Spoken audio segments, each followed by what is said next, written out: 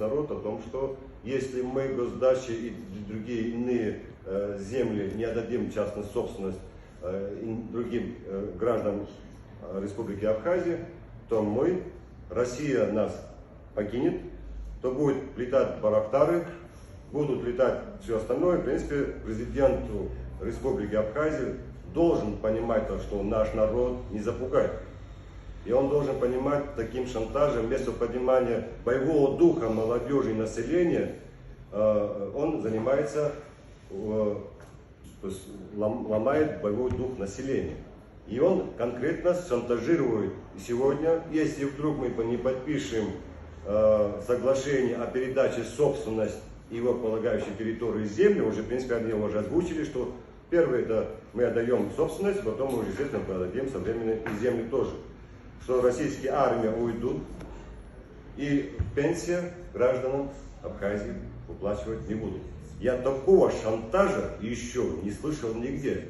Я уверяю вам в том, что Российская Федерация, она будет выполнять соглашение 2008-2014 года как гарант, даже как гарант безопасности, обороноспособности Абхазии, она выполнит всегда, никто никуда не уйдет.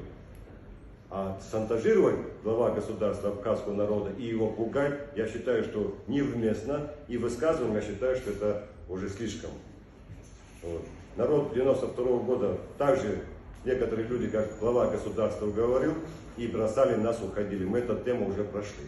Я думаю, что глава государства должен выдержать, то есть его обещание, когда принимал присягу, он должен понимать то, что он, слуга народа, он будет защищать Конституцию, закона Республики Абхазии и также его проживающие граждане Республики Абхазии. Он нам обещал, нам нагло обманул, выполнил все условия, но в принципе сегодня вместо того, чтобы народ наш жил и обогащался, мы этого не замечаем, обогащаются некоторые чиновники, какие-то выбранные, а народ обнищался полностью. К сожалению, это обещание НДС, обещание вопросов о том, что ДТП, в общем, много вопросов, которые, в принципе, которые не выполняет президент. Мне кажется, что он скрылся. У меня такое ощущение, что мы президента не имеем, мы имеем глава, директор закрытого акционерного общества. И сегодня Абхазию, глава государства выдвинул ее, наши земли, нашу независимость на аукцион продажи его целости суверенитета. Спасибо. Спасибо.